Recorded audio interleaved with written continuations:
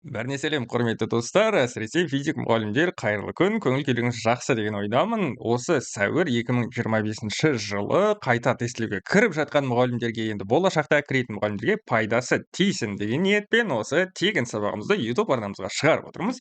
Кәдімгі ұлттық тестілеу орталығы бекіткен, ақылы нұсқаның есептерін бірге отырып талдайық. Видеоны соңына дейін көріңіздер, пайдалы болады деген ойдамын. Бұл пока что бірінші бөлімі, өздеріңіз білесіздер, 50 сұрақ бар, соның жартысын, потом жартысын екінші бөлімге жүктейміз. Так, давайте ең алғашқы сұрақтан бастайық. Ең оңай сұрақ. Скаляр шама бола алады, ол бізде жол. Және берілген жолы. Күш вектор, жылдамдық вектор, ол да векторлық шама. Келесі тапсырма. Массасы 10 тонна болатын трамвай тыныштық қалпынан қозғалады. Яғни оның бастапқы жылдамдығын 0-ге тең, жүрілген жолы 140 метр. 140 метр жолда жылдамдығын 14 метр секундқа дейін жеткізді дейді. Егер трамвайдың тарту күші F тарту тең болса 11 килоньютонға, онда үйкеліс күшінің шамасын анықтаңыз дейді. Хорошо, бұл жерде Ньютон заңдарын қолданамыз, барлығы понятно. Хорошо, біз қазір бірінші амал осы трамвайдың үдеуін тауып алайық. Үдеуін табу үшін кинематикадағы v квадрат азайтылған v0-дің квадраты тең болады 2as деген формуланы пайдаланамыз. Бастапқы жылдамдығымыз 0-ге тең, бұл бізге керек емес. Осы жерде сонда бізде теңдік қалай өзгереді? v-ның квадраты тең болады 2as-ге, сонда үдеуін табатын болсақ, v квадрат бөлінген 2s деген формула шығады. Бірден есептеп шашып жіберейік. Так, дененің алған жылдамдығы 14, 14-дің квадратын бөлеміз, 2 көбейтілген осы 140 метр жол еді, Так, калькулятор керек болады. Есептей берейік, ал бисмилля. 14 көбейту, ойбай, қазір 14 көбейту 14, одан шыққан санды бөлеміз. 280-ге бізде шығады екен 0,7 метр бөлінген секундтың квадраты деген жауап шықты. Енді екінші амал Ньютонның заңын жазамыз. Мысалы, суретін салатын болсақ, енді бұл жерде әріптестер, мына мұғалім неғып мыжып отыр деп ойламаңыздар. Өйткені НКТ тапсыратын тек қана сіздер емес, сонымен қоса студенттер де бар, олардың да жағдайын ойлау керек. Олар ұмытып қалған болуы мүмкін, сол үшін суретін бірге салып отырамын. Так, мына трамвайды елестететін болсақ, трамвайды алға қарай тарту күші тартады. Осы қозғалысқа кедергі келтіретін үйкеліс күші бар, трамвайдың үдеуі оңға қарай бағытталған. Ньютон заңын жазамыз. X осін оңға қарай бағыттай, қозғалыспен бағыттасында F тарту азайтылған F үйкеліс тең болады ma деп жазамыз. Дұрыс па? Осы жерден үйкеліс күшін анықтайтын болсақ, F үйкеліс тең болады екен F тарту азайтылған ma. Тарту күші қанша нет? 11 килоньютон. 11 көбейтілген оның үшінші дәрежесі. Азайту, мынау пойыздың, трамвайдың массасы 10 тонна, яғни 10 көбейтілген оның үшінші дәрежесіне килограммға айналдырдық, оны 0,7-ге көбейту керек болады. Есептейтін болсақ, мына 11 көбейтілген оның 3 дәрежесі, азайту, мына 7 көбейтілген оның үшінші дәрежесі, бізде шығады екен жауабымыз 4 көбейтілген оның үшінші дәрежесіндегі ньютон, бұл бізде 4 килоньютон деген жауапқа сәйкес келеді. Ал давайте жалғастырайық. Ауада бір-бірінен 1 метр арақашықтықта орналасқан екі заряд бар, олардың шамаларының Q1 және Q2 деп жазылып, енді көрсетіліп тұр қанша екенін. Енді былай дейді, екі зарядтың арасындағы қашықтықты 2 есе арттыру үшін атқарылған жұмыс. Яғни екінші мынау арақашықтықты R1 десек, R2 деген қашықтығымыз 2 есе артып, ол 2 метр болады, дұрыс па? Енді осы үшін қанша жұмыс атқарылу қажет? Енді бұл жерде бізде уже дайын қорытылған формуламыз бар. Зарядтың арақашықтығын екеуін алыстату, жақындату деген сияқты К көбейтілген Q1 көбейтілген Q2 жақшаның ішінде 1 бөлінген R1 минус 1 бөлінген R2 деп айтамыз. Хорошо. 9 көбейту оның 9-шы дәрежесі. Бірінші зарядымыз 10 микрокулон. 10 көбейту оның минус 6 дәрежесі. Екінші зарядымыз 14 микрокулон. 14 көбейту оның минус 6 дәрежесі. Енді бастапқы арақашықтығы R1 ол 1 метр. Одан азайтамыз. 1 бөлінген R2 дегеніміз ол 2 метр. Так, жақшаның ішін есептесек, 1-ден 2-ден 1-ді алып тастасақ, ол бізде 0,5 шығады. Сол үшін мен калькуляторға 1-ден сала саламын. Так, давайте мен 9-ды 10-ға көбейтейін, 14-ге көбейтейін, 0,5-ге көбейтейін. Қанша шығады? 9 көбейту 10 көбейту 14 көбейтілген 0,5. 630 деген жауап шығады екен. Ары қарай ондықтарды есептеңіздер. 9-да минус 12-ні алып тастасақ, минус 3 қалама. 630 миллиджоуль деген жауапты көріп тұрмыз. Бұл жауап бізде Д нұсқасында бар екен. Белгілейміз. Келесі тапсырма номері 3. Бұл 2-ні талдадық, бұл 4 екен. Жарық сәулесі шыныға 45 градус бұрышпен түседі және 30 градус бұрышпен сынады. Мынау бізде былай айтайық. Қандай да бір екі орта, мынау ауа, мынау шыны десек, енді былай істейміз. Жарық сәулесі мына жерге 45 градус бұрышпен келіп түсті. Мына түсу нүктесіне бірден не істейміз? Нормаль тұрғызамыз. Мынау бізде перпендикуляр болады. Мынау түсу бұрышымыз альфа. Бұл бізде 45 градусқа тең. Енді жарық бір ортадан, яғни оптикалық тығыздығы аз ортадан көп ортаға өткен кезде, ол бағытын өзгертеді. Сынады деп айтамыз. Мынау бұрышымыз бізде бета деген әріппен белгілейік. Бұл бізде 30 градусқа тең. Осы шинаның толық ішкі шағылу бұрышын біз альфа 0 деген әріппен анықтауымыз қажет болады. Енді бұл жерде мынандай бір нәрсе бар. Толық ішкі шағылу бұрышы синус альфа 0 формуласы 1 бөлінген салыстырмалы сыну көрсеткіші. 1 бөлінген n деп. Енді былай істейміз. Салыстырмалы сыну көрсеткіші давайте n2 1 деп жазайық. Енді бізде Снеллистің заңы бар. Қалай жазылатын еді? Синус альфа бөлінген синус бета тең болады n2 бөлінген n1. Екінші ортаның сыну көрсеткішінің бірінші ортаның сыну көрсеткішіне қатынасы, немесе n2 1 деп қысқарта салсақ жеткілікті. Осыны ары қарай табайық енді. Синус 45 градус бұрышпен түседі. Оны бөліп тастаймыз. Синус бетамыз синус 30 градусқа тең. Есептеп жіберейік. Түбір асты 2 бөлінген 2-ні бөлеміз, синус 30 градусты 2-ден 1-ге тең. Орындарын ауыстырып көбейтеміз, сонда бізде түбір асты 2 деген жауап шықты. Сонда 1-ді бөлеміз, түбір асты 2-ге. Дұрыс па? Сыну көрсеткішін анықтадық, орнына қойдық. Түбір асты 2-ден иррационалдықтан құтылсақ, түбір асты 2 бөлінген 2 ол бізде альфа 0 тең болады екен 45 градусқа. Болды, жауап ретінде А вариантын белгілейсіздер. Келесі тапсырма. F 4 көбейтілген оның минус 3-ші дәрежесіндегі ньютон, миллиньютон күшпен әсерлесетін 2 бірдей, бірге жаза салайық, Q1 мен Q2 тең. Вакуумда бір-бірінен 24 сантиметр қашықтықта орналасқан дейді. Әр зарядтағы электрон санын анықтаңыз. Енді бұл сұрақ оңай. Қараңыздар. Мынау Q1, Q2-ні мен жалпы Q деген бір әріппен белгілей салайын, екеуі бірдей ғой. Қарап не істейміз? Бұл заңын жазамыз. F тең K көбейтілген Q1 көбейтілген Q2 бөлінген R-дің квадраты. Өшірін Q1 мен Q2 тең болғандықтан мен бұны K, Q көбейтілген Q десем, Q-дің квадраты бөлінген R квадрат деп жаза салсам болады. Осы жердегі зарядтың шамасын тауып алайық. Q тең болады түбірдің астында F көбейтілген R квадрат бөлінген K. Түрлендірдім, ары қарай есептеймін. Күшім 4 оның минус 3 дәрежесі. Арақашықтығы 0,24. Бірден метрге айналдырдым, еще оны квадраттау керек. Бөлеміз оны 9 көбейтілген оның 9-шы дәрежесіне. Негізгі сандарды көбейтіп бөліп түбір астына алып жіберейік. Қанша шығады? 4-ті көбейтем 0,24-тің квадратына.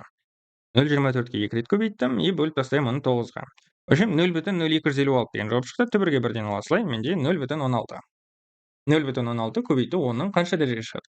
Мына жерде қараңыздар, минус 3 бар, мына жерде плюс 9. Екеуі минус 12-ні береді, түбір астынан минус 6. Өлшем білігі кулон, Сонда бізде 0,16 микрокулон деген жауап шықты. Енді артық электрондардың саны анықтау үшін бізде мынандай формула бар. Q тең n электрондардың саны көбейтілген электр зарядының шамасы. Осы жерден n-ді анықтайтын болсақ, Q-ді бөліп тастайды екенбіз 2-ге. 0,16 көбейту 10-ның минус 6 дәрежесі, бізде мына жерде элементар заряд 1,16 көбейту 10-ның минус 19 дәрежесі. Мына екеуі әдемілеп қысқарып кету үшін, мына жақта алымдағы бір сан, бір үтірді алға қарай жылыстайын. 1,6 көбейту 10-ның минус 7 дәрежесі деп. Мына жақта 1,6 көбейтілген 10-ның минус 19 дәрежесі. Екеуі қысқарып 2 дәреже. 19-дан 7-ні алып тастайтын болсақ, 10-ның 12-ші дәрежесіндегі осыншама штук электрон артық деген сөз. Жауабын белгілейміз. Келесі тапсырма. Массасы 0,8 килограмм болатын баскетбол добы бастапқы V0 10 метр секунд деген жылдамдықпен жер бетінен 60 градус бұрыш жасай лақтырылды. Альфа тең 60 градусқа. Қозғалыс траекториясының ең жоғарғы нүктесіндегі доптың кинетикалық энергиясын анықтаңыз. Енді бұл жерде кинематикада 10-шы сыныптың бағдарламасын білу керек. Кез келген денені, бұл бізде уже жылдамдығы өзгеретін қозғалыс. Бұлай лақтырған кезде оның жылдамдығының ең жоғарғы нүктесіндегі мәні V0 көбейтілген косинус альфа деп анықталады.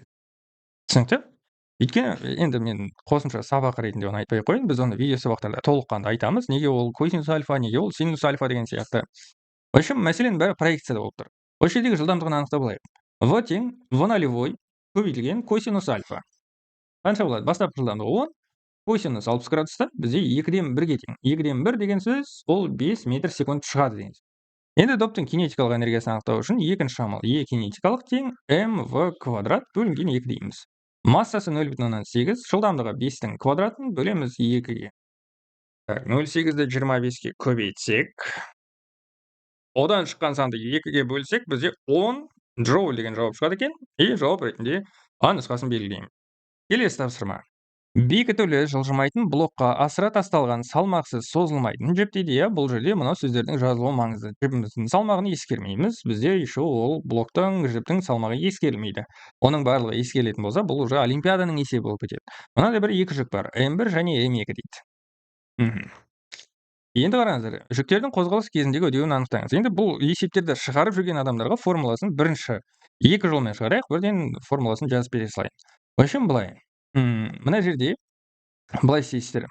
m2 минус m1 бөлінген m2 плюс m1 көбейтілген g деген дайын формуласы бар. Егер сіз мысалы студент болсаңыз, бұның мағынасын түсінгіміз келмейді, просто формуласын айтып берсең, өтіп кетсем болды дейтін адамдарға арналады. Так, 0,9, содан азайтамыз 0,6-ны. И алымды наоборот қосамыз. 0,9 қосу 0,6. Көбейтеміз оны g-дің шамасы 10-ға тең. В общем, 0,3 алымында 1,5 шығады, и оны 10-ға көбейтеміз. В общем, 3-ті бөледі екенбіз 1,5-ге, жауабымыз 2 метр бөлінген секундтың квадраты деген жауап шығады. Бұл жауабын, соответственно, белгілейсіздер. Енді бұл жағдайда мысалы, жоқ, мен ары қарай мектепте істеймін, маған осы тақырып қиын еді дейтін адамдар болса, мұқият қараңыздар. Біз бұндай есепті шығару үшін Ньютонның заңын әр денеге жазуымыз қажет болады. Давайте біз мынандай шарт енгізейік. m2 дегеніміз 0,9, яғни оның массасы 0,6-дан үлкен. m2 үлкен m1-ден болса, мынау жағдайда осы біздің блогымыз осы сағат тілінің бағытымен айналады. Дұрыс қой? Яғни мынау жүгіміз жоғары қарай А деген үдеумен қозғалады, мынау жүгіміз төмен қарай А деген үдеумен қозғалады. Y көсін бағыттаймын. Әдетте жоғары бағытталады, жоғары бағыттай салсақ жеткілікті. Енді келесі мәселе, күштердің барлығын жазып шығайық. Мынау жүкке, m2 жүкке қандай күш әсер етсек, ауырлық күші m2g. И мына жақта жіп керіледі. Жіптің керілу күшін біз Т деген әріппен белгілейік. Мынау болсын Т, и мынау да болсын Т. Сосын мынау бірінші жүкке әсер ететін ауырлық күші бар m1g. Енді мынаны қараңыздар. Бізде мынандай шарт бар, салмақсыз және созылмайтын жіп болса, яғни бұл жүктердің үдеуі достар бірдей болады деген сөз. Егер ол созылатын жіп болса, мына жүк бүйтіп кетіп қалған кезде, анау пока созылып, екіншісі уже басқаша үдеумен қозғалады деп айтамыз. Так, енді бұл жағдайда бізде А1 тең А2, екеуінің үдеуі бірдей, сол үшін оларды А деген ортақ әріппен белгілейміз. Енді Ньютон заңын жазатын болсақ, давайте бірінші жүк үшін және екінші жүк үшін. Қараңыздар. Бірінші жүк үшін, m1 жүк үшін қалай жазамыз? Т шамасы плюспен жүреді. Неге? Өйткені ол Y осімен бағыттас. Одан азайтамыз m1g-ді. Қанша шығады? Тең болады m1 көбейтілген оның үдеуі А, тоже Y осімен бағыттас. Енді екінші жүкке қарасаңыздар, тоже Т плюспен жүреді, m2g минуспен жүреді. Неге? Өйткені Y осіне бағыттас. Т бағыттас, m2g қарама қарсы. Тең болады m2 көбейтілген А деймізді, бірақ мына жерге екінші жүктің үдеуіне қараңыздаршы, Y осіне қарама қарсы болғандықтан бұның да алдына минус қойып жібереді екенбіз. Енді мәселе не істеу керек бұл жерде? Давайте осы жүйені шығару үшін мен астыңғы бөлігін -1-ге көбейтіп жіберейін. Көбейту -1 десем. Бұл жүйеміз қалай өзгереді?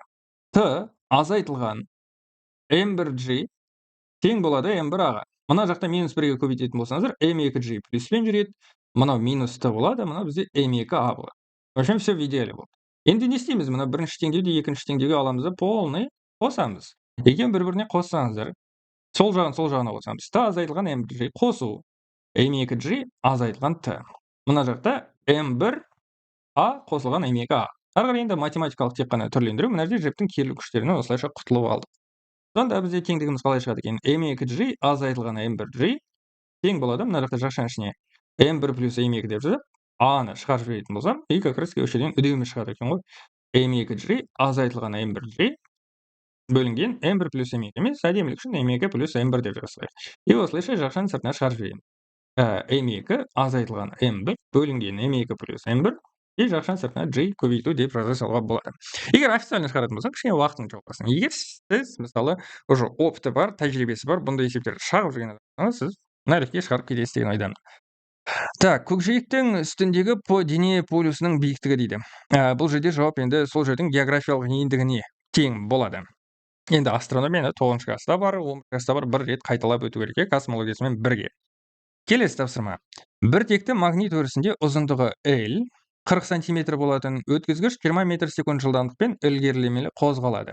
Өткізгіштің жылдамдық векторы индукция векторының сызықтығына перпендикуляр, екеуінің арасындағы бұрыш 90 градусқа тең. Сұрақ. Электр қозғаушы күші 4 вольт болса, магнит өрісінің индукция бұны анықтаңыз. Енді бұл жағдайда әңгіме не жайлы кетіп мынандай сырға жайлы. Мынандай бізде рамка болады. Осының үстінде мынандай қозғалатын бір бөлігі болады, оны сырға деп айтамыз.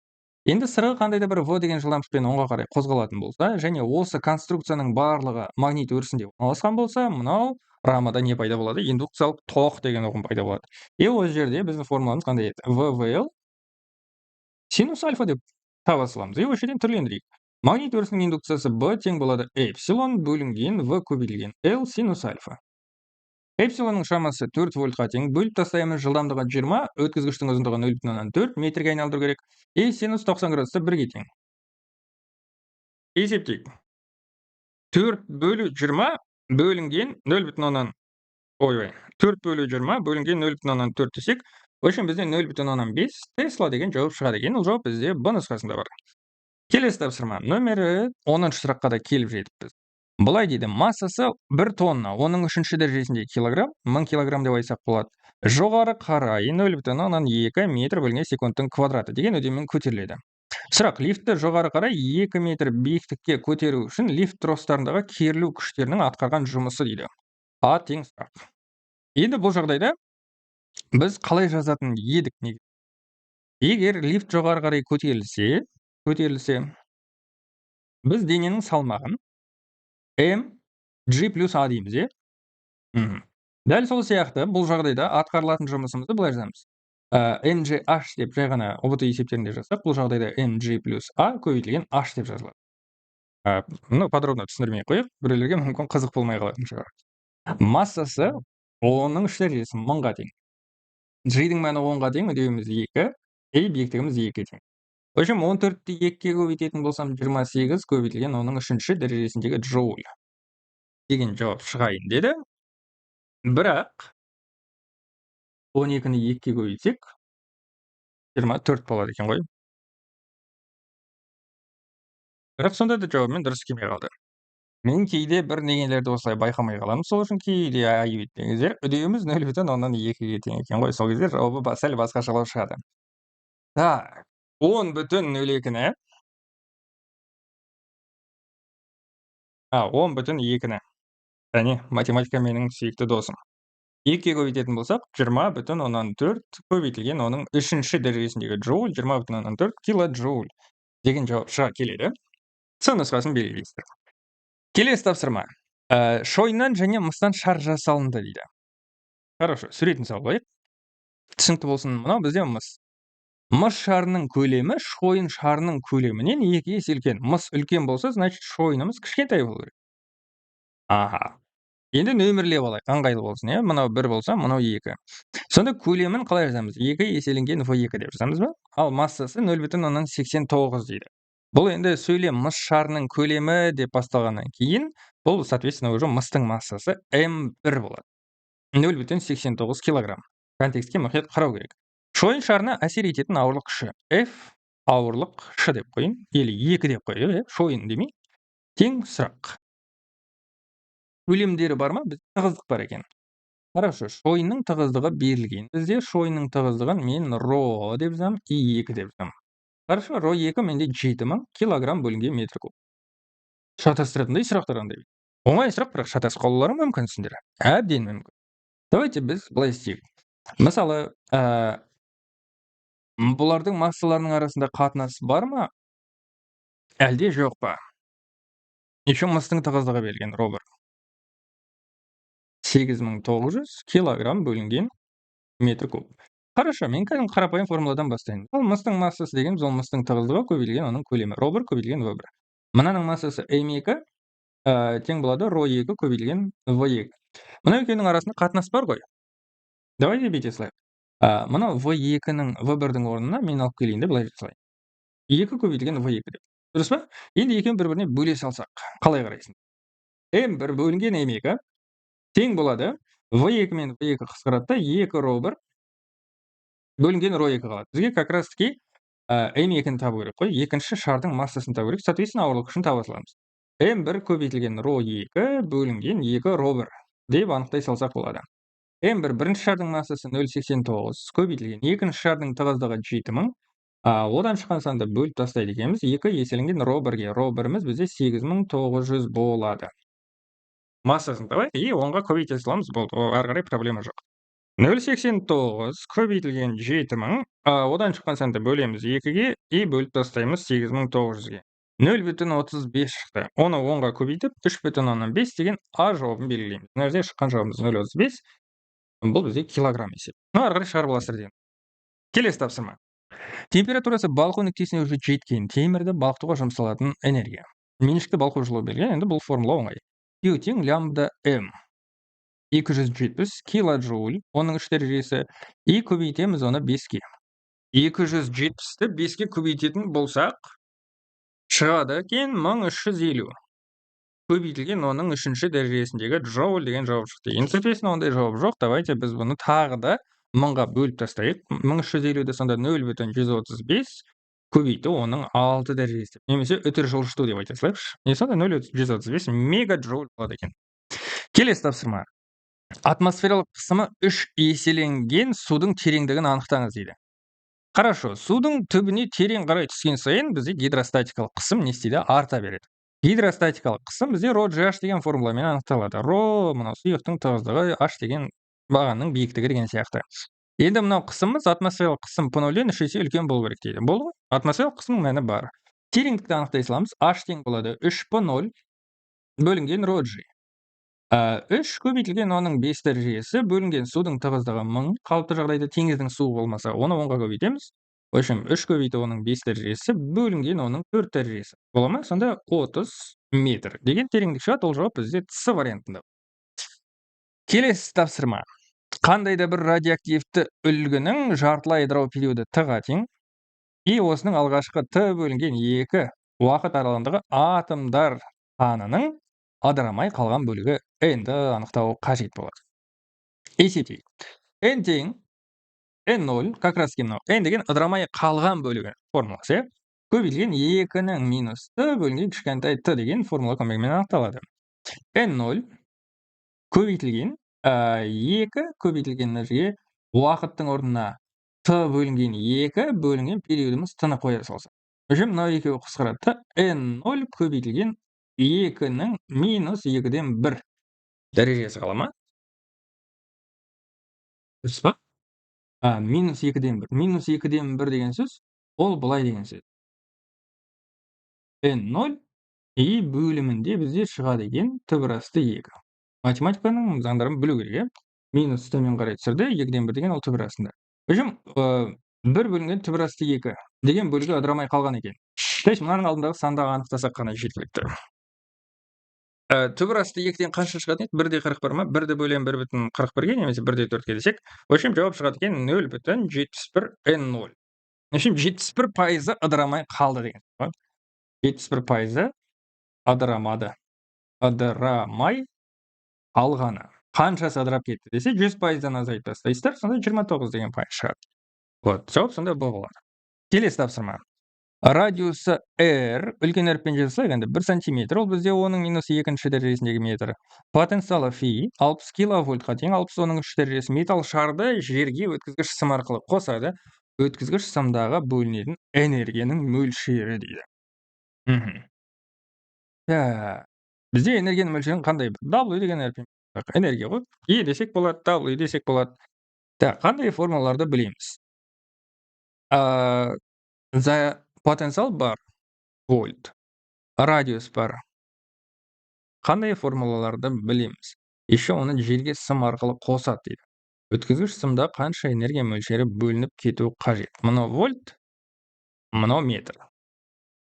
Енді мен мына жерде қалай ойлап тұрмын? Давайте біз бірінші осы шардың сыйымдылығын анықтап алсақ қалай қарайсыңдар? Шардың сыйымдылығы С тең 4π эпсилон, эпсилон нулевой, R деген формула көмегімен анықталады. То есть шардың электр сыйымдылығы. Осыны есептейтін болсақ, 4 көбейтілген 3,14 көбейтілген эпсилонның мәні бұл бізде енді вакуумда немесе ауада болып жатқан процесс болса, онда эпсилон 0-дің өзін жаза саламыз, ол бізде 8,85-ге тең, көбейтілген оның минус 12-ші дәрежесіндегі фарад бөлінген метр. И радиусымыз оның минус 2 дәрежесі. Так, есептей жүрейік. Қанша шығады? Ой алла. 4 көбейту 3,14 көбейтілген 8,85, одан шыққан санды есептесек 111. Жоқ, мен 111 деп алайын. 111 көбейтілген оның минус 14-ші дәрежесіндегі фарад деген сыйымдылыққа ие екен. Мына біздің жалпы шарымыз. Енді осы жерде өткізгіш сымдағы бөлінетін энергия, менде мына жерде бізде сыйымдылық бар, шардың сыйымдылығы. Еще оның бетіндегі потенциалы бар. Дұрыс па? Сонда получается біз энергияны былай анықтаймыз. Конденсаторның энергиясы сияқты С квадрат бөлінген 2 деген сияқты, бірақ мынау U деген кернеудің орнына фи деген мәнді қоя саламыз. Болды? Сонда бізде Шығады екен 111 көбейтілген оның минус 14 дәрежесі. Мен қазір білмей шыға ма шықпай ма қазір просто көріп отқан вариантым ғой. 60 көбейтілген оның 3-ші дәрежесі и сыртына квадраттаймыз, бөлеміз оны 2-ге. Так, есептейік қанша шығады. 111 көбейтілген 60-тың квадраты қанша шығады? В общем, 399.600 шықты. Примерно 400.000 деп жуық мен аламын. Сандардың бәрі слишком жуықталып жатыр. 400.000 көбейтілген оның қанша дәрежесі? Мына жақта минус 14-ге тиіскен жоқ, мына жақта жақшаның ішінде оның 6 дәрежесі бар. Бөлінген 2 десем. Так, мына жақта қанша нөл бар? 5-еу 5-ге 11 минус, в общем, үстінде минус 14, 11, минус 3 дәреже қалады екен ғой мынау. Мына жақта 4 бөлінген 2. Сонда 2 көбейтілген оның минус 3-ші дәрежесіндегі джоуль деп анықтайды екенбіз. Ол жауап бізде 2 миллиджоуль деген жауапқа сәйкес келеді. Келесі тапсырма. Динамика слишком көп сияқты мен. Электромагнетизмге көбірек орын беру керек еді. Суретте жылтыр тегіс бетіне салмақсыз созылмайтын жіп арқылы байланысқан массалары М1 және М2 білеушілер бейнеленген. Мынаның қазір 5 ньютон күшпен алға қарай тартқан кезде жүктердің арасындағы жіптің керілу күшін анықтаңыз дейді. Так, екеуінің массасы бар, тарту күші бар. Жылтыр тегіс бет үстінде дейді. Мына сөз маңызды сияқты мен ойымша. Маркермен белгілеп қойын. Жылтыр тегіс бет десе, бұл достар үйкелісті ескермеңіз деген сөзге бала ма? Үйкеліс коэффициенті қазір 0-ге тең. Значит, мынаны былай қарай тартса, қазір біз бүйте саламыз. Мына жіп былай қарай керіледі, мына жіп былай қарай керіледі. Жіптің керілу күші. Енді жүктер үшін теңдеуді жазайық. Мына жерден прямой. Алло. Арқат қазір звондаймын, сабақтан. Жақсы. Так, бірінші жүк үшін теңдеуді жазайық, давайте достар. Бірінші жүк үшін x осін оңға қарай бағыттап жүрейік те бүйтейік. F тарту күші азайтылған жіптің керілу күші тең болады m-ға. Дұрыс па? Мына жағдайда қалай жасаймын?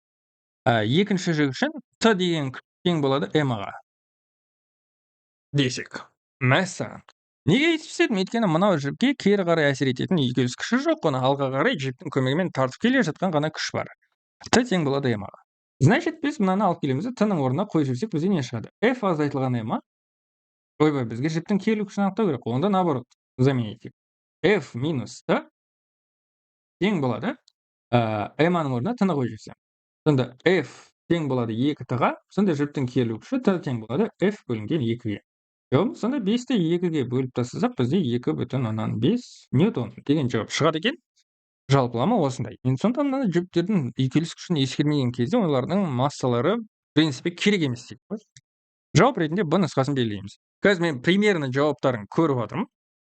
Қазір еще тексереміз соңында. Или давайте сразу тексерейік. Мына бізде 16-шы сұрақ. 16-шы сұрақ. 16-шы сұрақ. Мен қазір тауып алайын енді материалымды қайда салып едім. Так, бұл бізде жаңа жүктелген физика номер 3-ші тест. Мына группалардан ақтарып іздеп отыр, тауып алғаным ғой. 16-шы сұрақтың жауабы D дейді. Точно осы тест пе? 16-шы сұрақтың жауабы D. 15В. Оған келісем.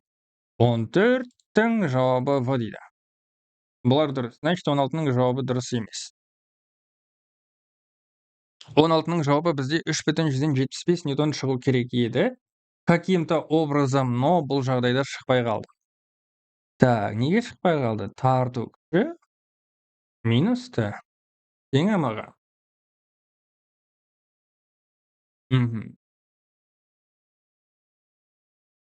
Ой, ё-моё. Кешіріңіздер, айып етсеңіз. Мен бірдеңені ескеріп ұмытып кеттім. Мына жүкті жазған кезде мен бірінші дене үшін жаздым ғой m1 деп. Мынау m2 деп жаздым. Екеуінің үдеулері бірдей, үйкеліс күші жоқ, бірақ массаларын бәсе неғып ескермедік деп қоямын. Өзімді ойландырып жібердіңдер ғой деп па. Қараңдар. Ары қарай не істейміз енді? Осы теңдеуді шешеміз, t-ны табу керек.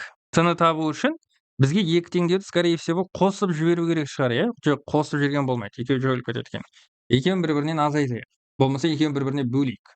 Екеуін бір-біріне бөлгеніміз дұрыс, чтоб t қалып қойып. F минус t бөлінген t тең болады m1 бөлінген m2. Үдеулері қысқарып кетті, үдеулері бірдей. Деп ескереміз. Сонда мынаны шығаратын болсақ, m1t тең болады m2 жақшаның ішінде f минус t или сразу жақшаны аша берейік. m2t деп. Тылардың бәрін бір жаққа жинаймыз. m1t қосу m2t тең болады m2 көбейтілген f. Мә. Енді жіптің келу күшін анықтайтын болсақ, m2-ні көбейтеміз f-қа и бөліп тастаймыз m1 плюс m2-ге. Қандай жауап шығады екен? Массасы екінші массамыз бізде 3, тарту күші 5-ке тең, бөлу m1 плюс m2 в общем 4 килограмм. 15-ті 4-ке бөлсек.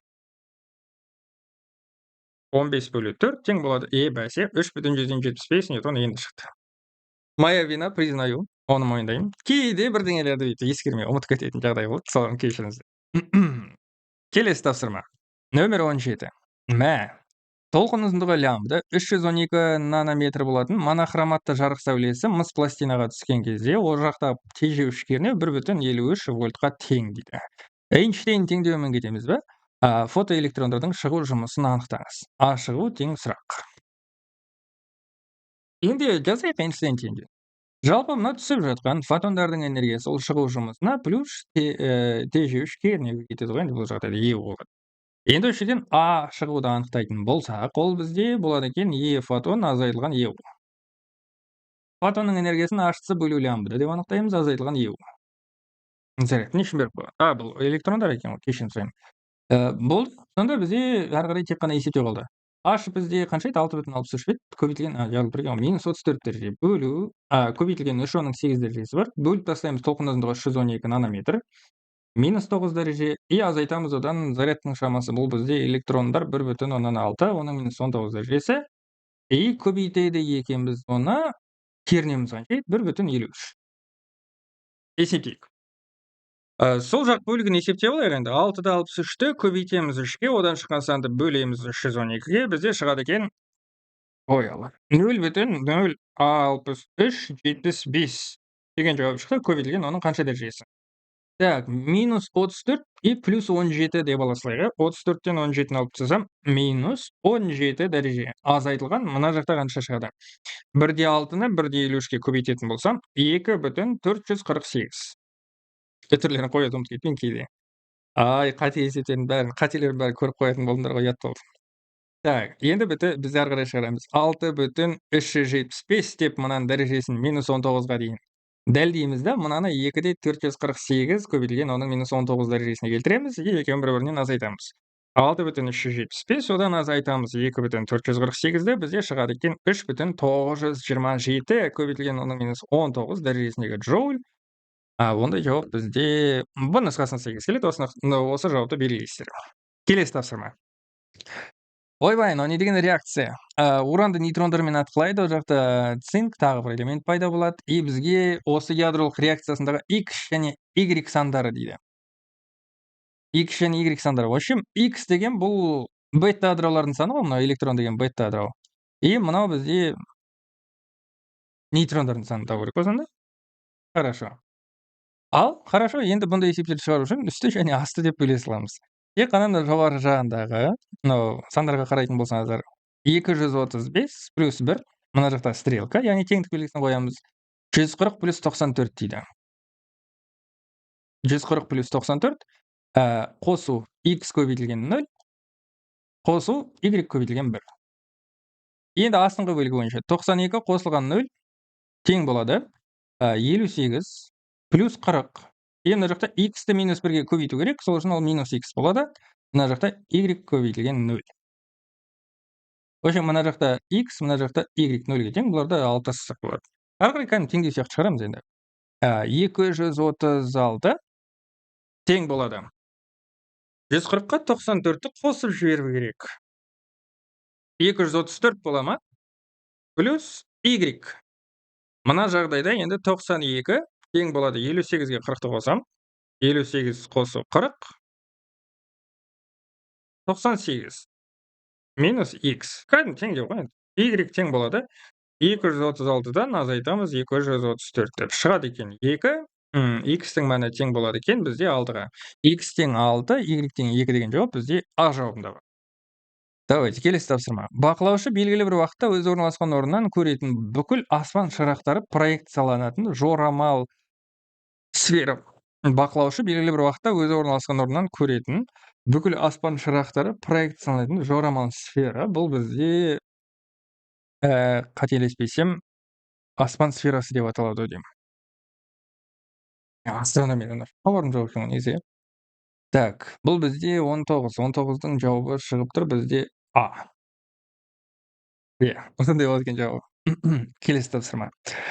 Жылу машинасы қыздырғышының абсолют температурасы салқындатқыштың абсолют температурасынан 5 есе үлкен. Так, қыздырғыштың температурасы Т1 десек, салқындатқыштың температурасы 5Т2. Салқындатқыштың алынған мөлшері Q1. Салқындатқыштың алатын жылу мөлшері Q2, қыздырғыштың қанша бөлігін құрайды дейді. Мына жақта К, Q2 дейсіз. Давайте есептеп көрейік, енді бірінші машинаның пәгін анықтап алайық. Т1 азайтылған Т2 бөлінген Т1 десек болады, енді орындардан қойып, немесе мен сіздерге мынадай нәрсені айтайын. Мынау алдындағы коэффициент Т1 n деген алсақ, n-1 бөлінген n деген формула бар. Негізінде 5 азайту 1 бөлінген 5 тең болады 0,8.